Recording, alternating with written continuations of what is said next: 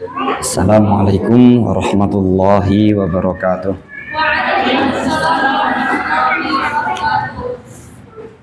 Alhamdulillahi rabbil alamin. Nahmaduhu wa nasta'inuhu wa nastaghfiruh. Wa na'udzu billahi min syururi anfusina wa min sayyiati a'malina. May yahdihillahu fala mudhillalah wa may yudlil fala hadiyalah. Asyhadu an la ilaha illallah wa asyhadu anna Muhammadan abduhu wa rasuluh. Allahumma salli wa sallim ala nabiyyina Muhammad wa ala alihi wa ashabihi wa man tabi'ahu bi ihsanin ila yaumil qiyamah.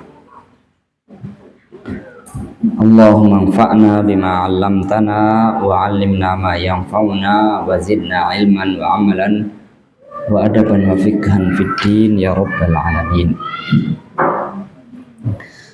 Kita lanjutkan halaman 56 ya. Walaitaka tatafa'alu biqaulillahi ta'ala fa inna hizballahi humul ghalibun walau ba'da hin.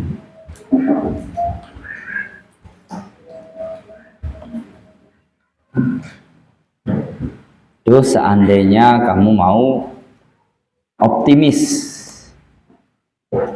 alangkah baiknya seandainya kamu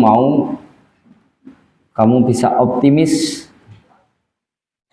dengan apa yang difirmankan oleh Allah Subhanahu wa taala, fa inna hizballahi humul ghalibun. Sesungguhnya kelompok Allah itu adalah mereka adalah orang-orang yang menang walau ba'da hin, meskipun setelah sekian waktu. Mestinya karena Allah Subhanahu wa taala asdaqul qailin, Allah yang maha benar firman-Nya, maha tahu hikmah dari segala peristiwa. Kita mestinya yakin bahwa Allah itu berkata benar. Wa man asdaqu minallahi haditha. Dalam hal ini Allah berfirman, fa inna hizballahi humul ghalibun. Sesungguhnya kelompok Allah lah yang mereka orang-orang yang menang. Kalau kita memiliki keinginan kuat, berusaha dengan sepatutnya untuk menjadi kelompok yang mematuhi ajaran Allah, kenapa kita tidak yakin dengan apa yang difirmankan Allah? Mestinya kita optimis. Kalau kita memang benar-benar yakin bahwa apa yang kita lakukan itu atas dorongan keinginan kita, kemampuan dan sesuai kemampuan kita untuk mengikuti petunjuk Allah Subhanahu wa taala. Kecuali kalau kita sendiri mengetahui bahwa pada diri kita ini ada hal-hal yang kita sengaja tidak mematuhi petunjuk Allah, dengan sengaja berdasarkan ilmu yang sudah kita ketahui, tidak ada alasan yang kita jadikan alasan untuk kenapa tidak mau mematuhi petunjuk Allah, sementara kita melakukan menerjang atau mengabaikan petunjuk Allah, maka tentunya kita akan tidak optimis. Kita tidak yakin bahwa kita sendiri yakin bahwa banyak hal yang kita larang, kita terjang dari ajaran Allah. Bagaimana bisa yakin? Tapi kalau kita yakin, telah berusaha atas berdasarkan apa yang kita ketahui, berdasarkan apa yang mampu kita lakukan, kenapa kita tidak optimis? Meskipun tidak usah mendikte kemenangan itu kapan terjadi, Allah yang akan menentukan. Waman wa'at tarikha fi sadrihi adhafa a'maron ila umrihi. Siapa yang membaca sejarah, dia akan menambahkan, melipat gandakan umurnya. Artinya dari pengalaman sejarah itu orang bisa tidak perlu mencoba-coba, dia harus yakin dengan peristiwa yang sudah terjadi, bahwa orang-orang yang mengikuti petunjuk Allah itu akan mendapatkan kemenangan. Syekh Abdul Azam rahimahullah mengatakan, ya, a'dhamul mu'jizat, mukjizat paling besar di kira-kira 3 abad terakhir ini adalah kemenangan bangsa Afghanistan melawan Uni Soviet. Dulu ada namanya Uni Soviet. Uni Soviet itu hancur lebur jadi Rusia sekarang. Itu saingan Amerika. Sekian tahun terjadi perang dingin antara Amerika sama Rusia. Itu kata Syekh Abdul Azam, Amerika saja atau Eropa, misalkan Inggris dan yang lain-lain, itu kalau perang sama Rusia, Uni Soviet, itu mungkin tidak akan bertahan seminggu. Tapi Afghanistan itu bangsa yang untuk makan aja susah, bertahun-tahun berperang. Setelah Rusia mundur melawan Amerika, itu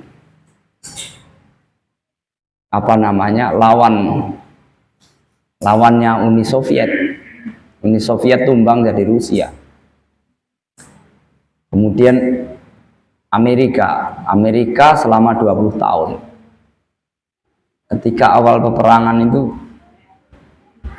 pimpinan bangsa Afghanistan Mullah Muhammad Umar mengatakan, Innallaha, sesungguhnya Allah, innallaha wa'adahana bin nasr.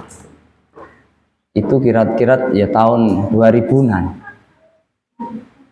Allah itu berjanji akan memberi kemenangan kepada kita. Sementara Amerika mengklaim bakal mengalahkan kita.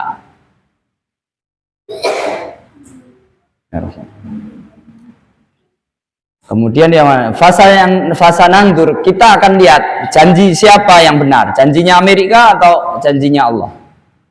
Dan itu beberapa tahun, mungkin 1 tahun yang lalu, Amerika keluar dari Afghanistan dalam keadaan kalah.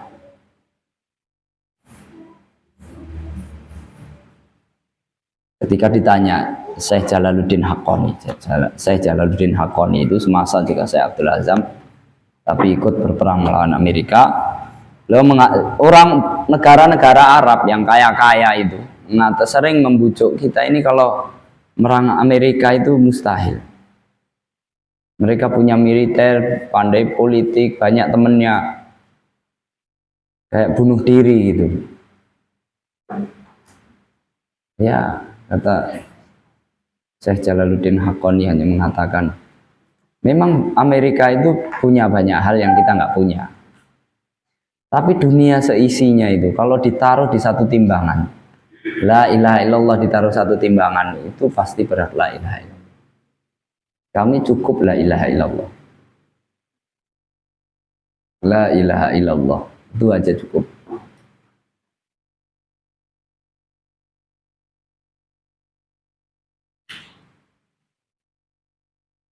Kalau orang itu aman wa'at tarikh, itu secuil yang paling dekat dengan zaman kita.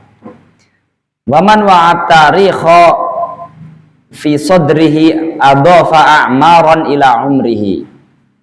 Siapa yang melihat sejarah, dia akan melipat gandakan umurnya, tidak usah perlu mengulang-ulang pekerjaan yang harus memakan waktu beratus-ratus tahun. La takhaf ala dinillahil azim. Jangan pernah mengkhawatirkan nasib agama Allah. Fala yazalullahu yaghrisu fi hadzal dini gharsan yasta'miluhum fi ta'atihi. Karena Allah itu akan senantiasa melahirkan satu generasi yang Allah tetapkan mereka akan taat kepada Allah. Allah akan menetapkan menjadikan mereka menjadi pejuang-pejuang agama Allah. Itu mesti ada. Dan itu sudah menjadi ketetapan bahwa pada setiap generasi itu akan bakal ada sekelompok umat yang akan memperjuangkan agama Allah, mempertahankan agama Allah. Wa khaf ala nafsika aminal gharsi amla. Yang justru kamu khawatirkan itu dirimu sendiri. Kamu khawatirlah apakah kamu jangan-jangan kamu tidak termasuk golongan yang Allah pakai di dalam mempertahankan agamanya. Oleh karena itu kalau katakanlah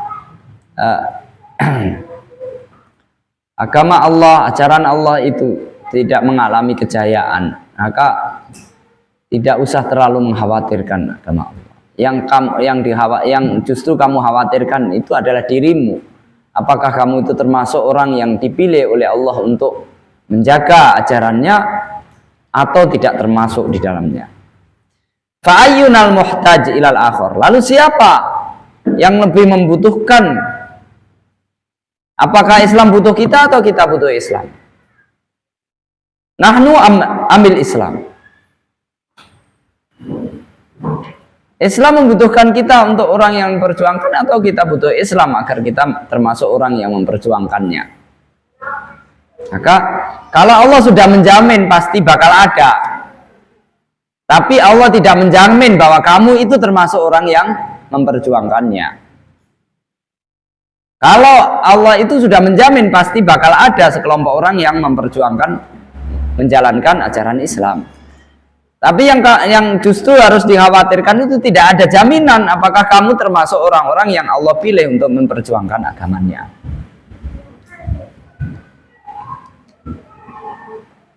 Maka tidak usah khawatir terhadap nasib Islam, tapi khawatirkan diri kamu. Walau yasha'ullahu lantasara minhum walakin liyabluwa ba'dakum bi ba'd. Kalau Allah berkehendak, pasti Allah akan memenangkan mereka. Akan memenangkan kalian atas mereka. Walakin liyabluwa ba'dakum bi ba'd. Tapi kenapa Allah menginginkan kamu untuk melakukan usaha perjuangan, pengamalan? Karena itu adalah ujian. Kenapa Allah itu memerintahkan Rasulnya untuk hijrah, bahkan untuk berjihad, bahkan harus diperintahkan untuk bersabar, untuk dalam menanggung penderitaan. Padahal Rasulullah itu kekasih Allah. Itu saja diperintahkan untuk bersabar, menanggung penderitaan selama yang dihadapi dalam perjalanan menyebarkan dakwah, menyebarkan Islam. Ketika Rasulullah itu di Mekah itu pembela utamanya, pamannya meninggal, istrinya meninggal, Rasulullah coba untuk berdakwah ke Taif. Tapi di Taif itu bukannya disambut dengan baik, dimaki-maki, pulang dilemparin batu. Saking sedihnya Rasulullah itu jalan berkilo-kilo itu kayak nggak ingat apa-apa.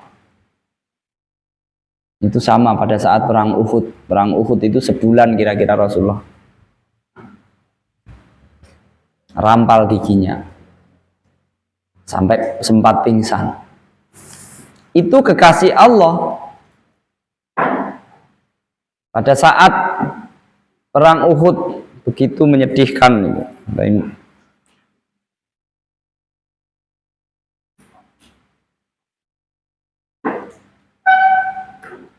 Itu Ibunda Aisyah mana? Ya Rasulullah pernah nggak mengalami penderitaan yang lebih dari itu?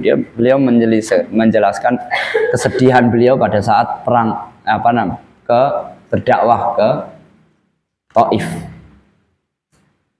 Baru tersadar ketika dia melihat malaikat Jibril di atas, mengatakan, wahai Muhammad, ini malaikat gunung sudah siap kalau kamu perintahkan untuk menimpakan gunung pada penduduk Taif atau orang-orang musyrik. Itu kekasih Allah. Itu mengalami itu. Lakinnar rasulu walladzina amanu ma'ahu jahadu bi amwalihim wa anfusihim. Rasul saja itu dan orang-orang yang bersamanya itu aja berjihad. Jihad itu badlul juhdi, mengerahkan segala kemampuan, harta dan nyawa gitu. Itu kekasih Allah. Innallaha ashtara minal mu'minina anfusahum wa amwalahum bi anna lahumul jannah yuqatiluna fi sabilillahi fayaqtuluna wa yaqtulun. Kita barangkali tidak dituntut sebesar itu. Setiap masa, setiap kondisi itu memiliki tuntutan yang berbeda-beda. Hanya masing-masing kita dituntut untuk memberikan ketulusan cintanya kepada Allah Subhanahu wa ta'ala. Meskipun terkadang harus mempertaruhkan nyawanya istilahnya. Dan tidak mesti pada setiap kecintaan itu menuntut pengorbanan nyawa. Karena pada dasarnya Allah juga akan mencintai kalau hambanya itu dalam keadaan baik lahir dan batin. Makanya nyawa seorang mukmin itu sangat dilindungi. La antuh damal baitu al-ka'batu hajaron hajaro ahwanu indallahi min qatli nafsin mu'minatin min qatli mu'minin biwairi haqqin. Ka'bah itu kalau hancur satu batu demi satu batu itu lebih ringan di sisi Allah daripada terbunuhnya seorang mukmin tanpa dasar yang benar. Wala yansurannallahu may yansuruh, dan Allah pasti benar-benar akan membela orang-orang yang membelanya. Walakinnakum tasta'jilun, tapi kalian tergesa-gesa. Kalau kamu memperjuangkan Allah, tidak usah mendikte kapan Allah memberikan kemenangan dan hasil. Kalau Allah mau, Allah akan memberikan hasil dan kemenangan tanpa kamu berjuang. Sekarang juga bisa gitu. Tapi Allah hanya ingin mengetahui siapa di antara kalian yang sabar dan siapa yang mau berjihad. Am hasibtum an tadkhulul jannata wa lamma ya'lamillahu alladziina jahadu minkum wa ya'lamas sabirin. Fasna minal laimunati syaraban hulwan. Lemon itu, jeruk itu kecut, tapi jadi buatlah satu yang kecut itu menjadi, kamu ramu menjadi minuman yang segar. Kamu kalau maki-maki itu akan semakin kecut hidupmu mungkin, hanya itu. Tapi ramulah dengan yang lain supaya dia yang aslinya kecut itu bisa menjadi minuman yang menyegarkan, menyenangkan, nikmat. Bahkan terkadang penderitaan itu menjadi kenikmatan. Seperti perkataan Khalid bin Walid yang kita singgung beberapa yang lalu. Imam Syafi'i juga mengatakan wansab fa inna ladzizal 'aisy fin nasabi. Bercapek-capeklah. Nikmatnya hidup itu kalau bercapek-capek. Al-ilmu min asratis saati ayyurfa'al ilmu wa yubassal jahlu. Kita sebelum berdakwah itu harus punya ilmu. Mendakwahkan apa kalau tidak punya ilmu? Meskipun tidak harus menguasai seluruh seluruh cabang ilmu, tapi paling tidak apa yang kita dakwahkan itu harus kita tahu. Kita pastikan bahwa yang kita dakwahkan itu adalah suatu kebaikan. Banyak kebaikan yang tidak memerlukan ilmu yang mendalam. Kalau kamu mau terjun kepada kebaikan-kebaikan yang sederhana, dan itu cakupannya sangat luas, masih sangat luas. Misalkan kamu mau ngajar sholat, gitu, mau baca Quran, itu sangat luas.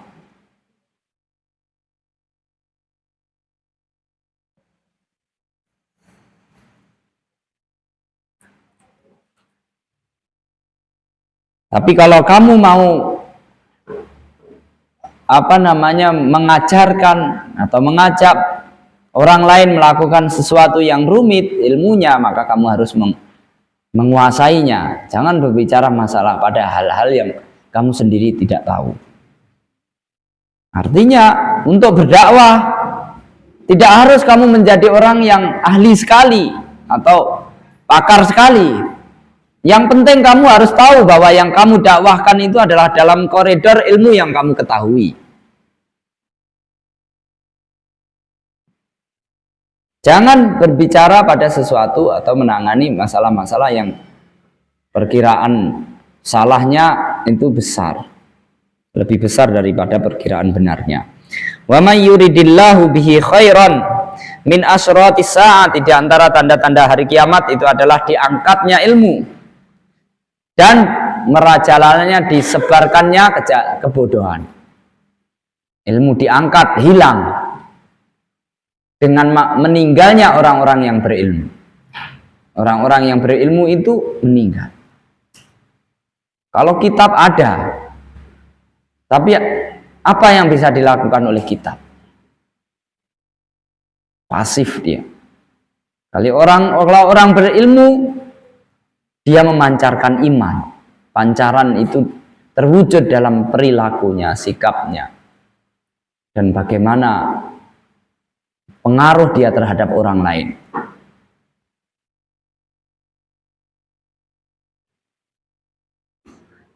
Wa may yuridillahu bihi khairan yufaqihu fid din. Siapa yang Allah kehendaki mendapatkan kebaikan, niscaya Allah jadikan dia faqih, faham terhadap ajarannya, terhadap ad-din, ajaran Allah Subhanahu wa taala. Falyahmil hadzal ilma, maka hendaknya ilmu ini, ilmu ajaran Allah ini, petunjuk Allah ini hendaknya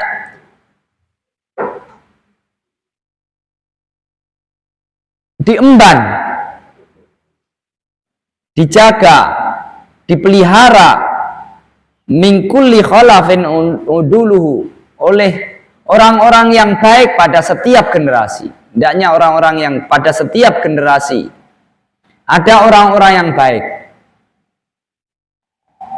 Atau kalau di setiap generasi itu ada orang yang baik, maka orang-orang yang baik itulah orang yang menjaga, melestarikan ajaran Allah. Yanfuna anhu tahrifal ghalin. Dengan ilmu yang dia miliki itu dia membersihkan penyimpangan-penyimpangan dari orang-orang yang ekstrim, berlebihan di dalam menganut ajaran Islam, ajaran Allah.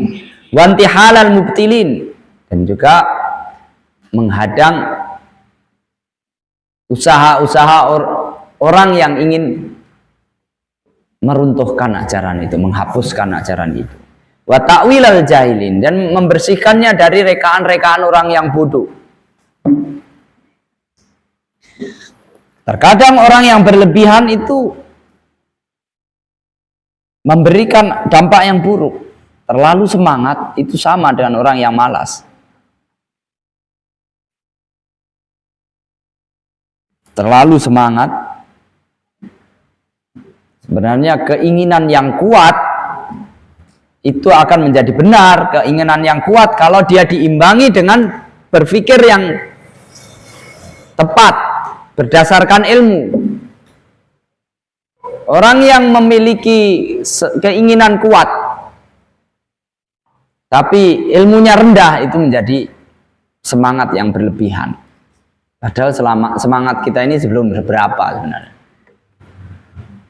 Kalau kita punya semangat mengamalkan sesuatu sampai nggak bisa tidur, itu tidak salah kalau seandainya itu tidak pakai dasar ilmu.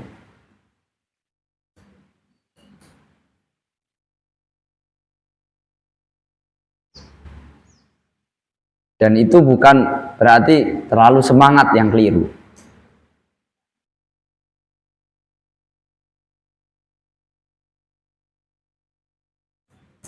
Dan juga tidak setiap orang yang kelihatannya diam terhadap banyak masalah itu orang yang malas kalau diamnya itu berdasarkan ilmu.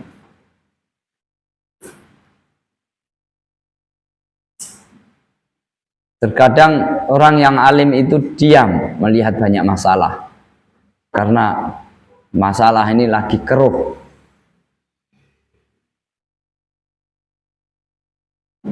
Bukan berarti dia tidak peduli. Maka hati-hati dengan kalau melihat ada ulama terpercaya ilmunya banyak masalah, dia tidak, barangkali dia tidak banyak melakukan tindakan.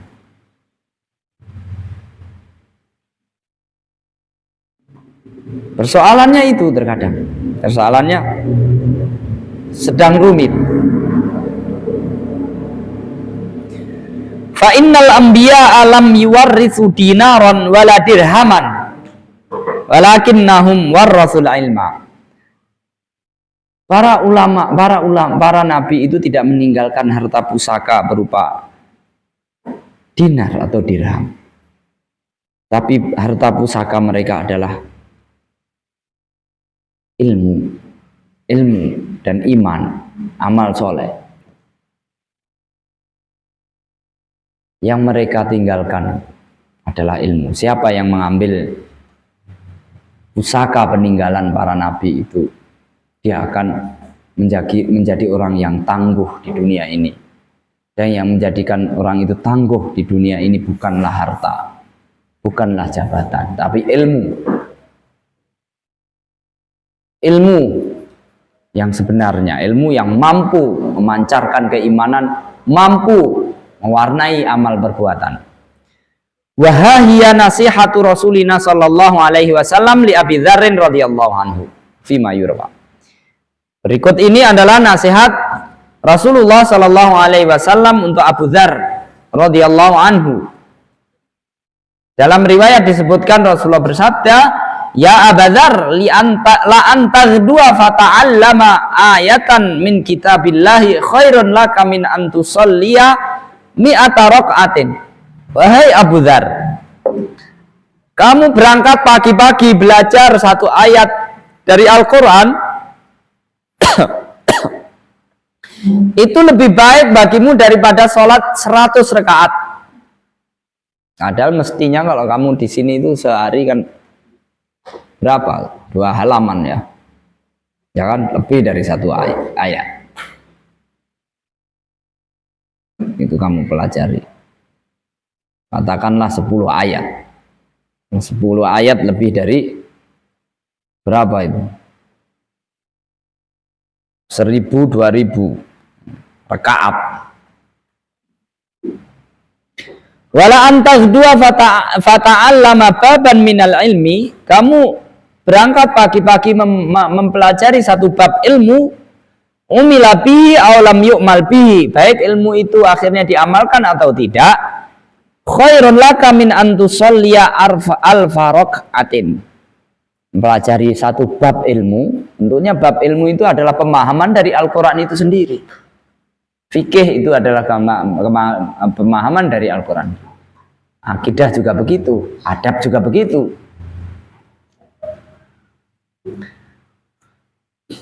Diamalkan atau tidak, maka itu lebih baik daripada kamu sholat 1000 rakaat.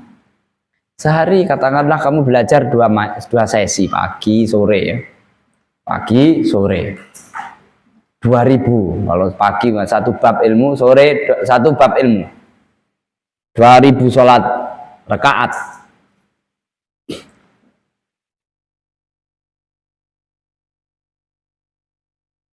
Baik diamalkan atau tidak, tentunya yang itu ada pilihan untuk tidak diamalkan ya. Kalau memang harus diamalkan seperti sholat, tidak ada pilihan. Kamu kalau tidak tahu ilmunya, kamu berdosa kalau tidak amal. Hanya terkadang satu ilmu itu dipelajari sebelum waktu diamalkan. Misalkan sekarang kamu belum tahu apakah suatu saat punya kewajiban melaksanakan haji atau tidak. Kamu pelajari sekarang, ya kan? Itu kamu pelajari meskipun mungkin kamu nggak akan pernah mengamalkannya.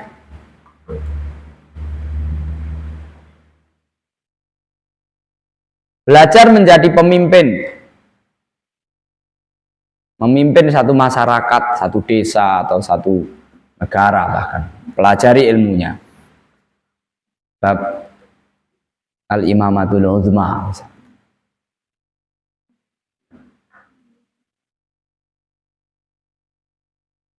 Itu kamu pelajari baik kamu bakal menjadi pemimpin atau tidak, ya kan? Itu kalau kamu nggak jadi pemimpin kan nggak kamu amalkan.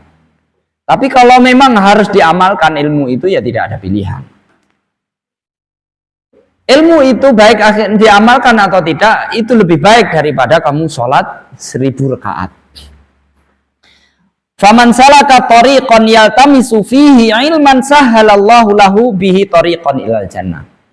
Karena barang siapa yang menempuh jalan untuk menuntut ilmu, mencari ilmu, maka Allah telah memudahkan baginya jalan menuju surga. Sebenarnya besar sekali kalau kita mau niatkan, kita hayati, kamu jalan dari rumah berangkat ke pondok. Kadang guru-guru saya itu mengingatkan kalau liburan, kamu kalau dari rumah ke pondok itu kan seperti mencari jalan ke surga, ya kan?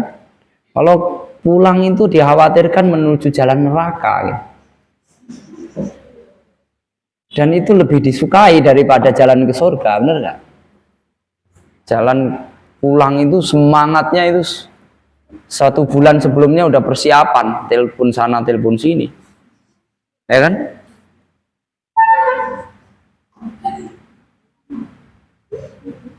Ujiannya jadi nggak konsentrasi.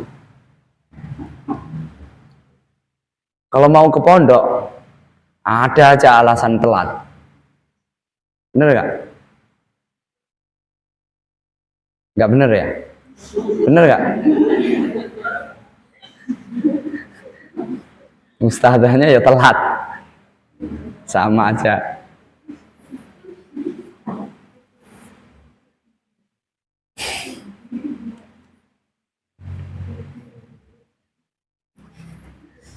Kalau kita sedikit menghayati, meyakini apa yang Rasulullah ajarkan itu kita yakini, kenapa gitu,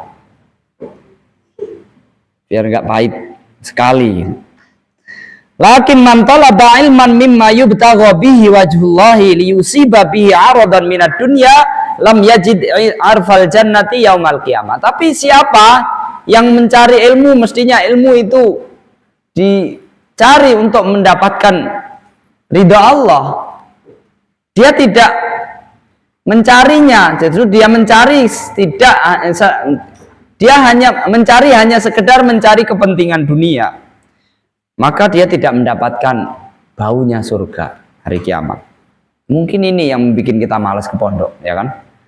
Saya ini belajar biar nanti biar dianggap orang pinter, orang patut, ya kan? Jadi kayaknya saya ke pondok ini bikin saya masuk neraka. Akhirnya nggak semangat. Kalau pulang semangat, kenapa? Ini saya belajar ini mencari kepentingan dunia. Jadi kalau pulang semangat cari yang lain karena pulangnya ikhlas. Pulangnya ikhlas. Ujian yang sebenarnya.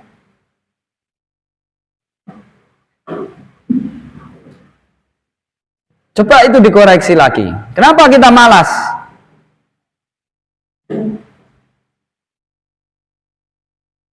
Barangkali itu sebabnya. Kita sendiri tidak yakin kalau kita mencari, menuntut, membaca firman Allah itu itu merupakan ekspresi dari kecintaan kita.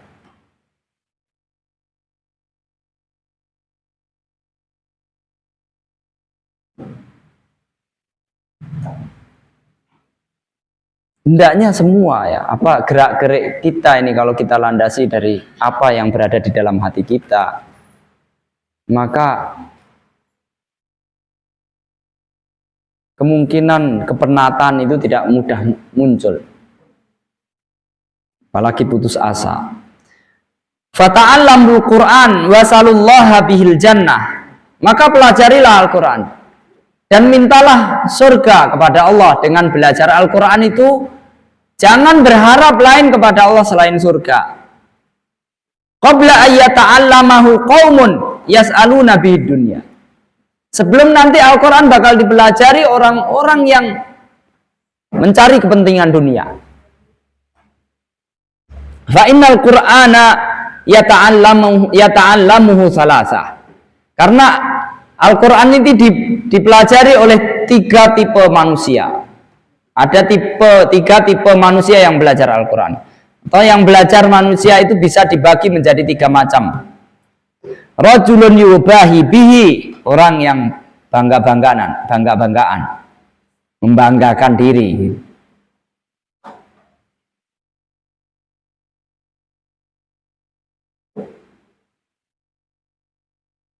Wa rajulun yastaqilu bihi, orang yang cari makan dengan Al-Quran. Wa rajulun yaqra'uhu lillah, dan orang yang membacanya karena Allah, membaca karena cintanya kepada Allah. Dengan membaca itu dia ingin menambahkan kecintaan kepada Allah. Kenapa membaca Al-Quran? Rindu dengan Allah. Kemudian dengan membaca itu ingin membesarkan rasa rindu kita kepada Allah Subhanahu wa ta'ala.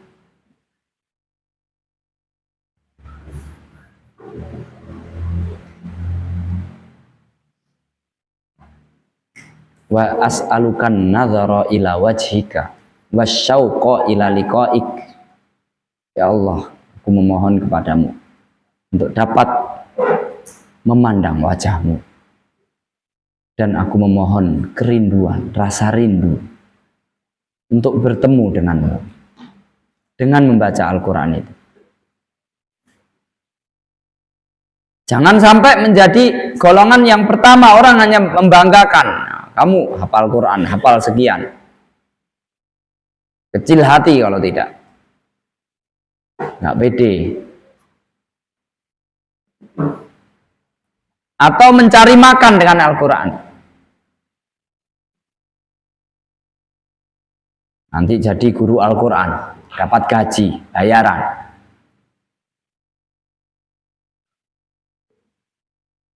Atau jadi tukang ruqyah. Atau diundang khataman dan seterusnya. Itu bukan berarti tidak boleh ya, bukan tidak boleh. Tapi niat itu yang, apakah kita misalkan kita dipublikasikan, itu ya publikasi juga begitu. Kamu khatam Al-Quran kemudian diselenggarakan secara mewah, dipublikasikan, diumumkan. Ya kalau kita bilang itu sebagai pemuliaan kita terhadap Al-Quran, supaya keberkahannya melebar kemana-mana, itu bagus ya kan. Banggakan orang aja dengan kebatilannya bangga, kita dengan Al-Quran nggak bangga. Tapi kalau dipublikasikan, diberitahukan kepada yang lain, menjadikan kita itu saing-saingan, saya merendahkan orang lain, merendahkan kelompok lain dan seterusnya, tentunya itu tidak diinginkan. Kalau tidak dibarengi dengan merendahkan dan lain-lain, kadang kita berlomba dalam kebaikan bagus. Wa fi dzalika falyatanafasil mutanafisun.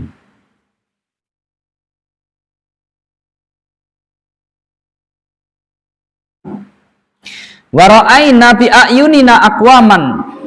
Sekarang kita lihat sendiri sebagian orang yattakhizunal Qur'ana mazamira. Al-Qur'an dijadikan seruling, suara-suara penghias. Yuqaddimuna ar-rajula laisa bi afqahihim wala bi afdalihim. Orang suruh maju baca Al-Quran bukan dipilih bukan karena dia yang paling faqih, bukan orang yang paling afdal. Yughannihim ghinaan. Tapi dia lantunkan seperti orang menyanyi. Dinikmati saja suaranya. Ya menikmati Al-Quran boleh ya. Tapi kalau itu melalaikan dari tujuan utamanya, khosyah, menambahkan khosyah kepada Allah, menambahkan mahabbah kepada Allah, memalingkan kita dari niat untuk mendatangkan keberkahan Allah, itu tentunya menjadi masalah. Kaifa bikum idza labisatkum fitnatun yahramu fihal kabiru wa yarbu fihas saghiru wa yattakhidhuhan nasus sunnah. Bagaimana sikap kalian kalau kalian hidup pada suatu masa zaman dilanda oleh kesesatan, ajaran-ajaran sesat, penyimpangan-penyimpangan, yahramu fihal kabir, orang menghabiskan masa tuanya dalam perilaku-perilaku menyimpang, wa yarbu fihas shaghir, anak kecil lahir dan besar dalam lingkungan yang penuh perilaku menyimpang. Wa yattakhidhuhan nasu sunnatan. Lalu penyimpangan-penyimpangan itu dijadikan tradisi kebiasaan, sesuatu yang biasa aja. Ini sudah perkembangan zaman. Jadi kalau kita mau melawan itu nggak realistis, menghayal.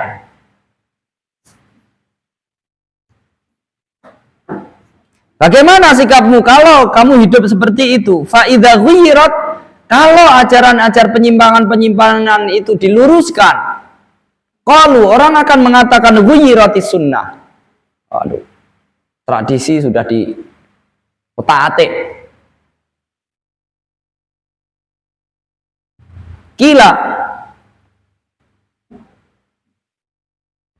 ditanyakan kepada orang yang mengatakan itu, mata dzalika ya Aba Abdurrahman, mata dzalika ya Aba Abdurrahman,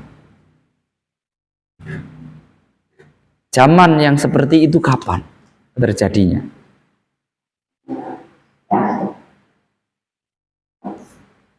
Kondisi seperti itu kapan munculnya, atau kenapa bisa muncul seperti itu? Idza kasurat qurra'ukum, kalau banyak orang yang qurra, ahli baca Quran,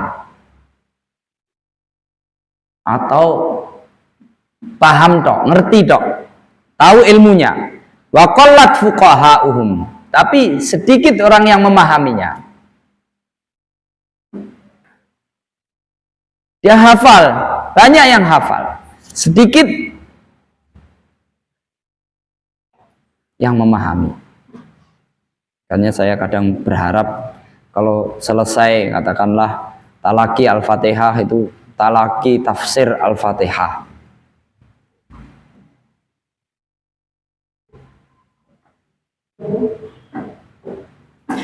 Saya cari sanad juz 30 Al-Fatihah itu ada ujian tafsirnya, ujian i'rabnya.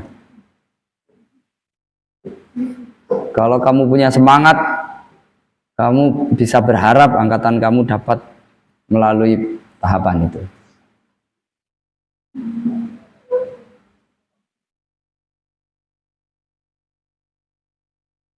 Sehingga kita berharap tidak menambah, sekedar menambah qurra aja.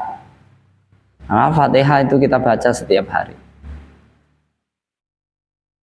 Kasurat umara'ukum, kasurat fuqara'ukum wa qallat fuqaha. Banyak yang hafal, banyak yang enggak pak, sedikit yang paham.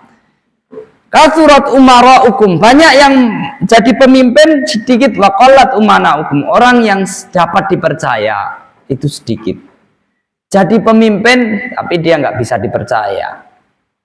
Nggak dipercaya itu nggak tanggung jawab. Biasakan tanggung jawab. Maka kita ingin didikan kita itu sejak kelas 1 pertama ya tanggung jawab terhadap urusan diri sendiri. kamu dikasih sangu oleh orang tua, itu tanggung jawab. Tidak digunakan untuk sesuatu yang merusak. Itu orang tua mengasihi, itu adalah orang tua percaya bahwa kamu akan menggunakan untuk kebaikan kamu. Punya barang-barang, buku, baju juga begitu. Amanah. Jangan belum waktunya rusak udah rusak. Apalagi masih bagus dibuang. Dan yang lain-lain. Kemudian kalau sudah menjadi saatnya kamu harus menjadi pengurus kamar atau pengurus kelas atau pengurus santri, itu kamu sudah dapat dipercaya untuk memikirkan kepentingan orang banyak. Kamu dipercaya untuk mengelola, katakanlah, pembagian makanan. Itu untuk kepentingan orang banyak. Bukan justru dipercaya itu cari banyak-banyak kepentingan sendiri. Juga yang lain-lain.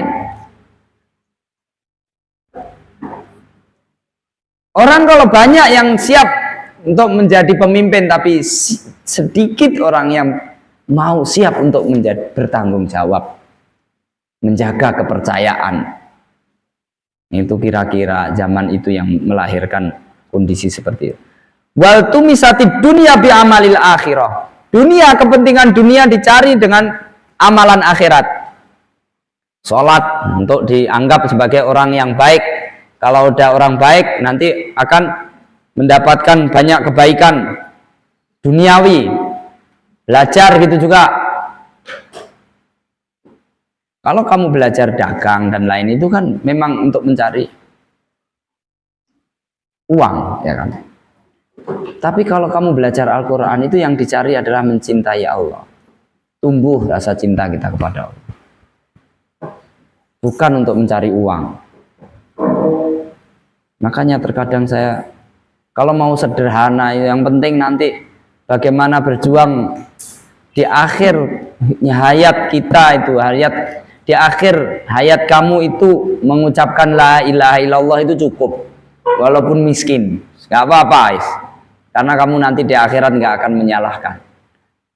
Di dunia mungkin kamu menyalahkan gara-gara mondok, jadi orang kuper, kaptek dan seterusnya, ya kan? Saat ini belum terbukti. Tapi kalau misalkan nanti yang penting paling sederhana, apa tujuan kamu? Yang penting kamu jangan lupa di akhir kamu mau menghembuskan nafas terakhir itu la ilaha illallah. Itu aja udah cukup. Kamu hidup sengsara, gak peduli. Jadi tentunya kita inginnya fid dunya hasanah wa fil akhirati hasanah, ya kan? Wa qina adzabannar. Allahumma inni as'alukal afwa wal afiyata fid dini wad dunya wal akhirah. Jangan minta kesengsaraan. Tapi yang menjadi fokus utama itu. Termasuk kadang berjuang, label perjuangan itu terkadang melupakan kita terhadap kecintaan kepada Allah. Terjadi persaingan antar pejuang, merusak hati. Wa tafaqquh wa tufuqiha li ghairid din.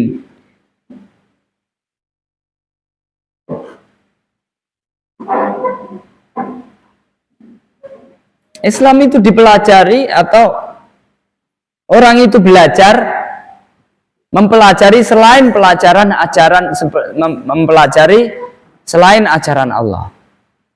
Ajaran Allah tidak dipelajari. Skill hidup dipelajari. Ya di dalam ajaran Allah itu ada skill hidup. Makanya judulnya kita Manhajul Hayah. Ini kalau pendek, bacanya manhaj. Kalau minhaj itu panjang ya. Seperti Minhajul Muslim itu bacanya minhaj. Ya, kalau ini haknya pendek, bacanya Manhajul Hayah. Ya.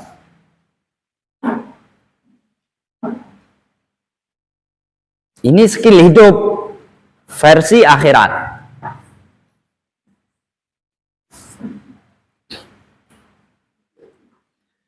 Fa'lam annal Qur'ana hujjatun laka aw 'alaika. Ketahuilah Al-Qur'an itu bakal menjadi pembela kamu untuk masuk surga atau justru yang memperjuangkan kamu masuk neraka.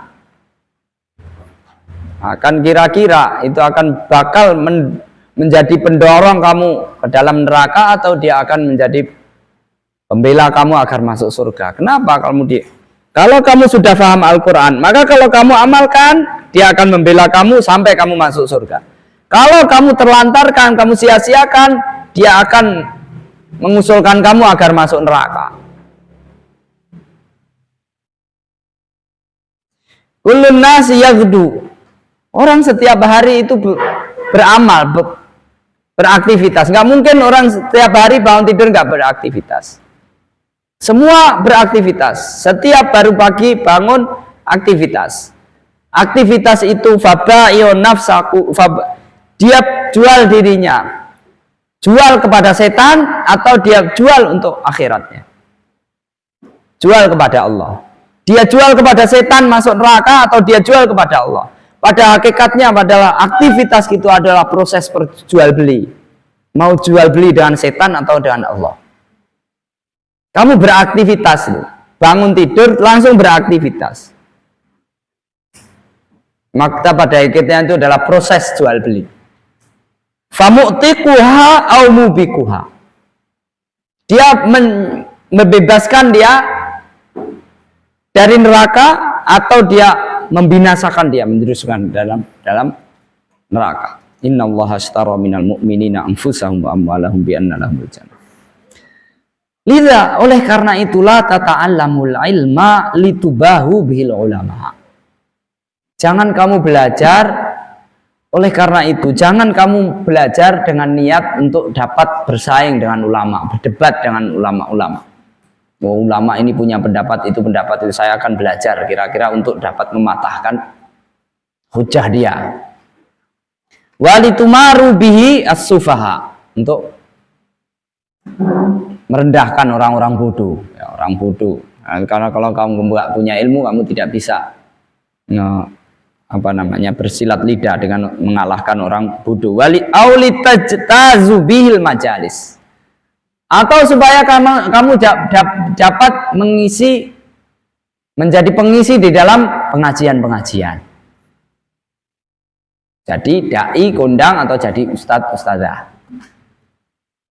Mencari itu ya, itu salah satu barangkali tuntutan dari kecintaan kepada Allah itu, untuk menjadi mengisi pengajian dan mengisi majelis taklim.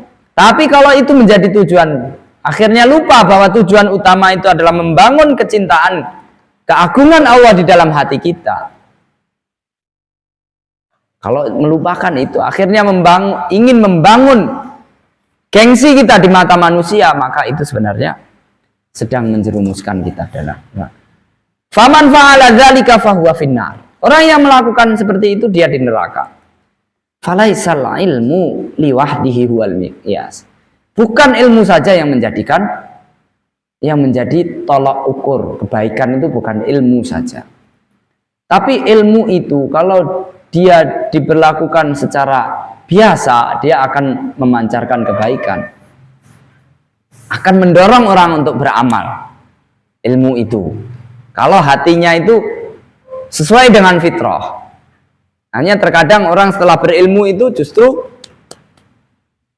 nafsunya itu mengalahkan ilmunya untuk dipergunakan kepada sesuatu yang justru menjauhkan diri dari Allah Subhanahu wa taala.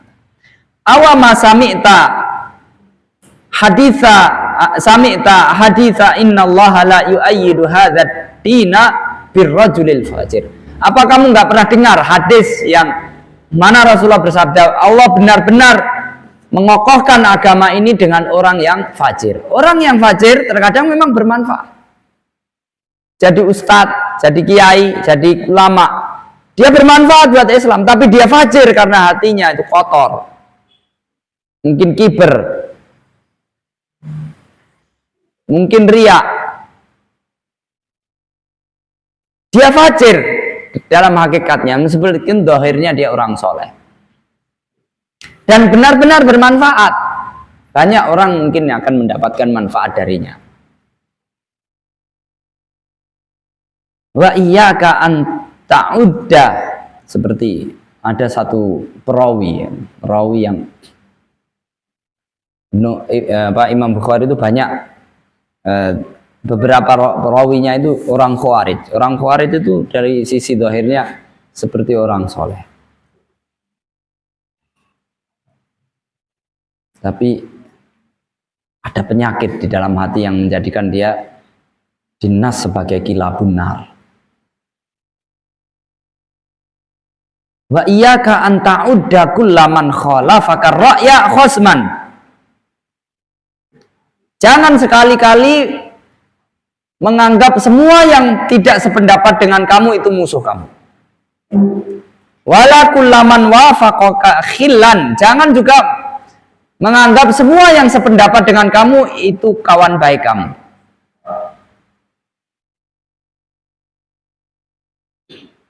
Orang yang selalu membenarkan kamu, cari muka di hadapan kamu, itu mungkin menjerumuskan kamu.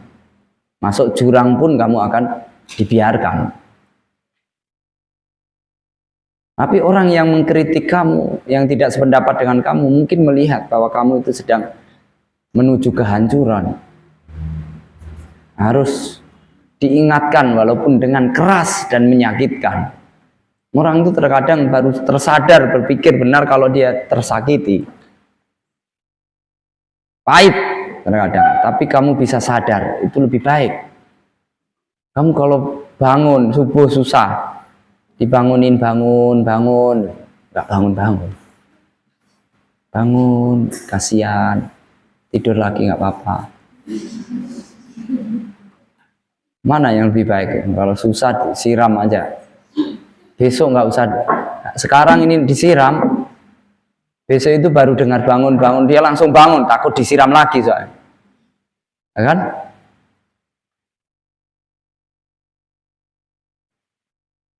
Di depan makanya disebutkan, dengarkanlah nasihat orang yang bikin kamu menangis, ya kan? Jangan kamu dengarkan nasihat orang yang bikin kamu tertawa. Faqad yakunul mukhalifu min aktsarihim wuddan. Bisa jadi orang yang berseberangan pendapat dengan kamu itu orang yang paling tulus kasih sayangnya kepada kamu. Seperti orang tua itu ya dengan anaknya itu paling sering bertengkar. Ya kan? Pagi bangun tidur udah engkel-engkelan, ayo mandi, bertengkar. Ya kan? Tapi siapa yang dengan orang lain? Tetangga-tetangganya nggak pernah, dia malah tetangganya baik, setiap hari ketemu ngasih permen. Tapi lebih sayang mana orang tuanya sama tetangganya? Begitu juga pada perang Siffin, perang Jamal itu kalau kita perhatikan ya. Ali bin Abi Thalib itu memerangi kelompok yang di sana juga dijamin masuk surga. Sini juga dijamin masuk surga. Kelompok yang benar ini menurut mayoritas ulama atau para ulama sepakat bahwa kelompok yang benar itu adalah, yang lebih benar itu kelompoknya Ali daripada kelompoknya Muawiyah. Ya kan? Kedua-duanya benar. Tapi para pengikutnya Ali lebih banyak yang brengsek daripada pengikutnya Muawiyah. Karena ini orang-orang yang terlibat dalam pembunuhan Utsman banyak berlindung di bawah orangnya Ali. Kelompoknya lebih baik daripada kelompok itu, tapi di sini ada orang personalnya yang lebih brengsek daripada personal di situ. Kamu coba perhatikan lagi sejarah itu. Rasulullah itu ikut perang Tabuk. Di antara yang ikut itu konon 3.000-an atau sekian banyak orang munafik. Yang tidak bisa ikut itu diantaranya Ka'ab bin Malik itu, atau Al-Baqaun. Mana yang lebih baik, orang ikut pasukan Rasulullah atau dia tinggal di Madinah? Secara umum lebih baik yang ikut Rasulullah, ya kan? Tapi tidak menjamin. Akhirnya kira-kira 20 orang atau berapa yang ketika pulang dari perang Tabuk itu berusaha membunuh Rasulullah. Padahal dia termasuk Jaisul Usroh. Yang di Madinah itu ada yang diboikot, tidak boleh disalami, diajak bicara selama 50 hari. Tapi itu lebih tulus daripada yang ikut, sebagian yang ikut dari peperangan. Tentunya secara umum yang ikut adalah yang ikut bersama Rasulullah, itu yang lebih tulus. Tapi tidak memungkinkan, tidak menutup kemungkinan sebaliknya. Demikian yang kita dapat baca sore hari ini. Subhanakallahumma bihamdika asyhadu an la ilaha illa anta astaghfiruka wa atubu ilaik. Assalamualaikum warahmatullahi wabarakatuh.